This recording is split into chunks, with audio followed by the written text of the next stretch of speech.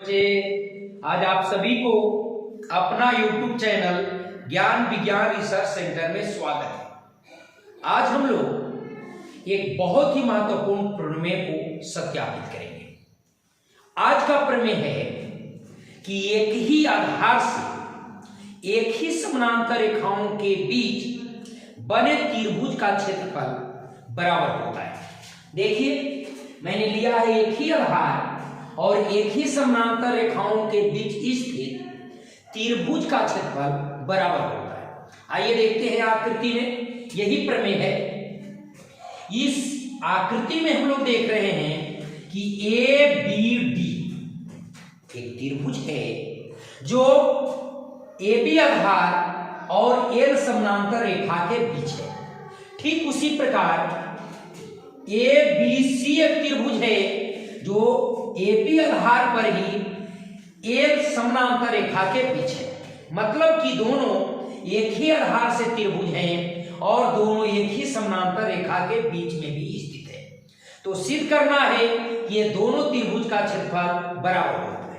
देखिए, हम पहले लिख लेते हैं, दिया हुआ है कि त्रिभुज ए बी डी और त्रिभुज ए सी डी दोनों एक ही आधार ए बी और एक ही समानांतर रेखाएं एल समानांतर ए बी के बीच स्थित है। बिल्कुल आकृति में क्लियर है। ये दोनों जो त्रिभुज हैं जिसका आधार ए बी है और ए बी और एल समानांतर रेखा के बीच में स्थित है। सिद्ध करना है कि एरिया ट्रिंगल क्या ए बी डी बराबर area triangle A B C, ये दोनों त्रिभुज का क्षेत्रफल बराबर है। आइए इसको सिद्ध करने के लिए हम लोग एक रचना का सहारा लेते हैं। यहां से हमने इस पर लंब खींचा, नाम दे दिया एम, और इससे भी एक लंब खींचा जिसका नाम दे दिया एन। ठीक है,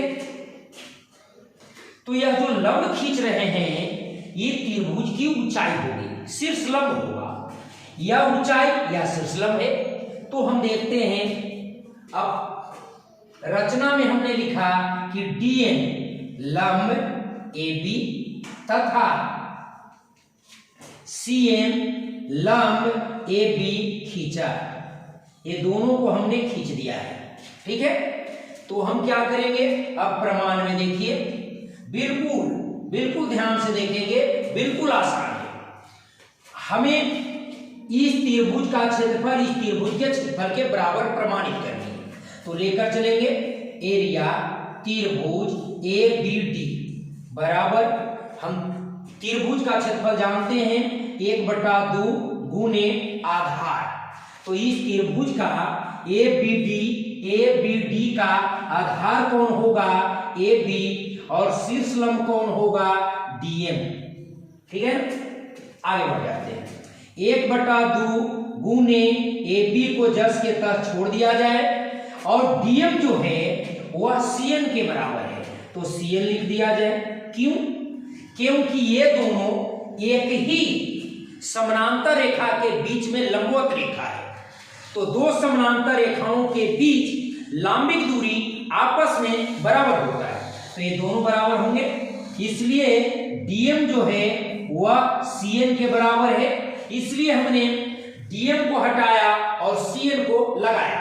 अब आगे बढ़ जाते हैं। ये देखिए, इसके जगह पर तो यही आ रहा है, हम लिख सकते हैं area triangle A B D बराबर, ये देखिए 1/2 आधार ए बी और शीर्ष लंब सी है, तो इस ट्रिंगल का क्षेत्रफल बन जाएगा, तो हो जाएगा area triangle A B C. यही हमें प्रमाणित करना है, जो प्रूव्ड हो गया।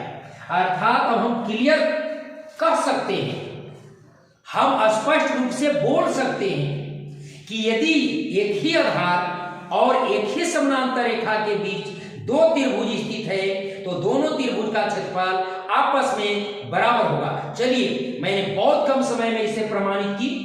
यदि आपको ये समझ में आया हो तो आप इस चैनल को लाइक, सब्सक्राइब, शेयर जरूर करें और सुझाव के लिए कमेंट करें। धन्यवाद।